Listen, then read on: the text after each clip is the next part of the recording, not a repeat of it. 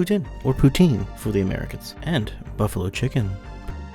Oh, hello there. Let's get started by heating up some oil, adding our beef ribs, seasoning with salt and pepper. We're going to brown the ribs on all sides, give it a nice crust on each side. If there's any extra fatty tops, cook them a little extra, let more of the fat render out.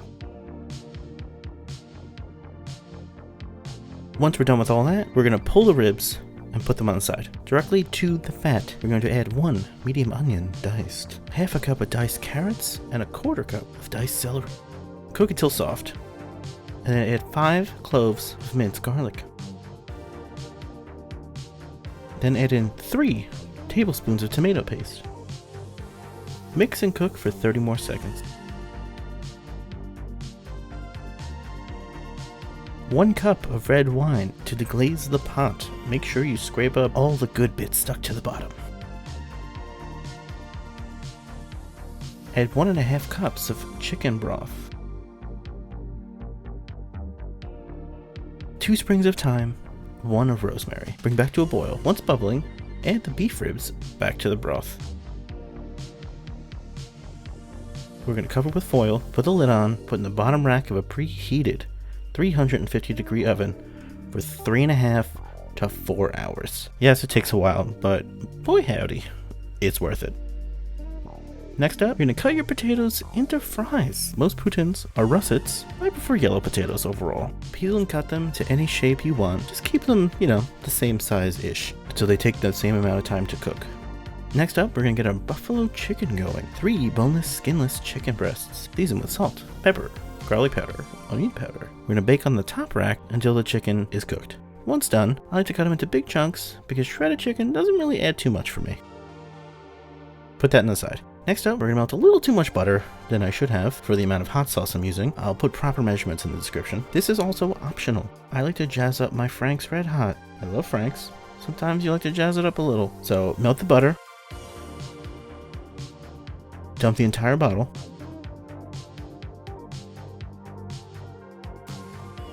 Add 1 packet of Hidden Valley Ranch. Next level's the flavor for Frank's. It's a quick little fix, and hot damn it's tasty on some crispy wings also, but that's another video. Now for the dip. 1 pound of cream cheese, and at least 3/4 cup hot sauce. You can use up to 1 cup before it starts to really overpower everything. Toss it in the microwave to soften up the cream cheese, so you can whisk it completely smooth, no lumps.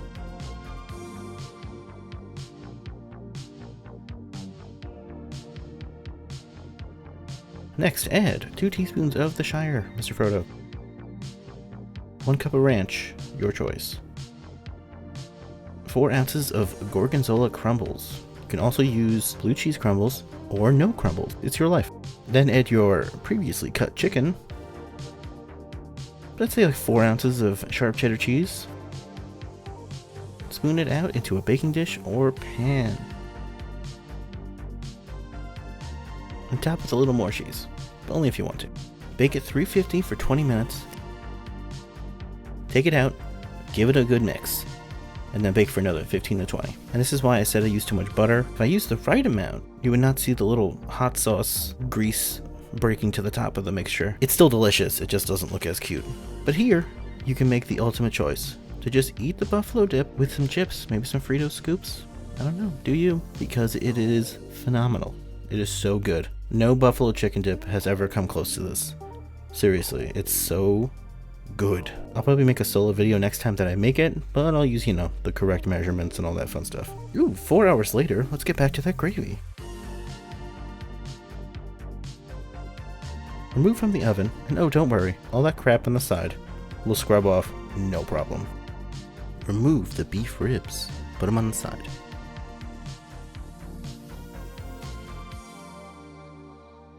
Take out what remains of the sprigs of thyme and rosemary, and skim some of the fat, I'd say about half. So we're going to add in another cup of chicken stock. On the side, we're going to make a quick roux to thicken up the gravy. Say like 3 tablespoons of butter, just under 1/4 cup of flour. Melt, and then whisk until smooth. And I'm going to whisk that into the gravy. We're just going to simmer until it reduces and becomes nice and thick. In the meantime, we're going to remove the meat from the ribs. Get rid of any extra fat. It should just easily scrape off. And same as the chicken, I like to cut it up or rip it into big chunks. But don't add it back in until the gravy is thick, because then it will just be shredded beef, and that just, who wants that? That's nobody's.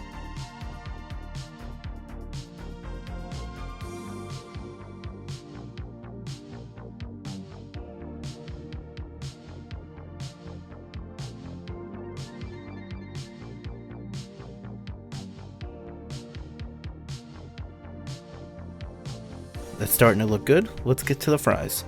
Take them out of the water. We really need to dry them. Really pat them down. I actually like to roll them up in paper towels. It's fun. Next up, we're going to double fry. Heat the oil to around 300 degrees. Use a thermometer. And then fry these awkward potatoes for about 6 to 8 minutes, first round. They will start to turn brown. It's fine. And then take them out. And repeat until all the awkward potatoes are fried once.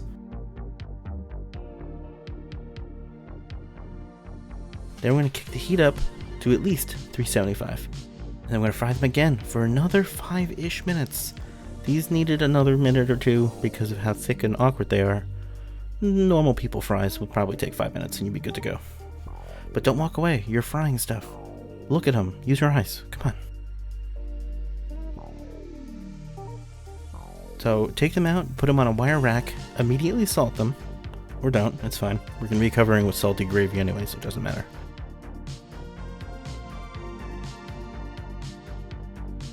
Now repeat until all the fries are done.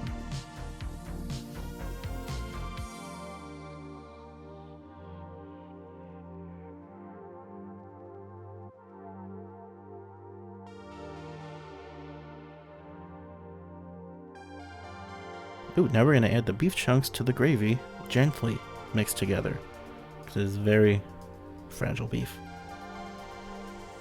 And now, what we've been waiting all afternoon for.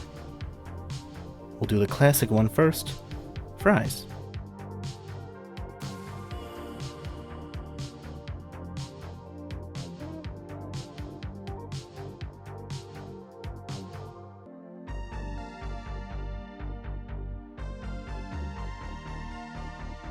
A little salt for fun. And then we're going to do a bottom layer of cheese curds. Don't use mozzarella, because then it would be disco fries. Okay? Heaping spoon of our beef rib gravy.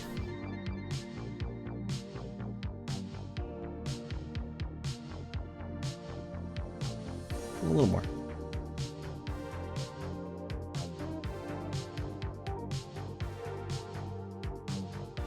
A few more cheese curds for the top. It's a thing of beauty. The gravy, honestly, is so good. You could put it on anything. Open-toed shoe, pair of socks, anything. It's so good. But with the fries and the squeaky cheese curds, perfection.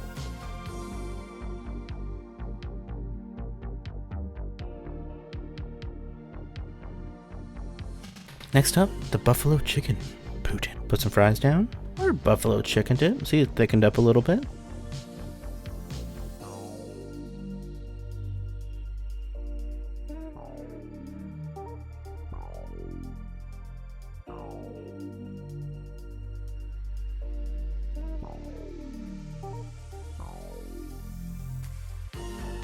Drizzle of hot sauce for fun. Some ranch. A little circle there. That's fun, right?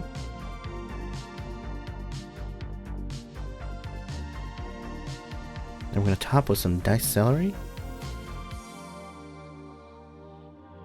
carrots, and a few cheese curds, because it is Poutine after all. And that's it. Both taste amazing and are very different. We get a bite of the creamy buffalo chicken, fries, carrots, celery, cheese curd. It's the perfect buffalo bite. Like legit. I know. It sounds stupid, but it's so goddamn good. That buffalo chicken, it's so good. Anyone could put hot sauce and ranch on chicken and call it buffalo. But adding the creaminess of the cream cheese and the little bite of the gorgonzola, it just makes it that extra next level goodness. And I'll say it again, the beef rib gravy, so good. I ate all the leftovers straight from the fridge with a plastic spoon, and I regret nothing. Okay, alright, okay. Well, that's it for this video. Thank you all for watching, and I will see you real soon. Sorry, I keep doing that with my voice. I can't help it.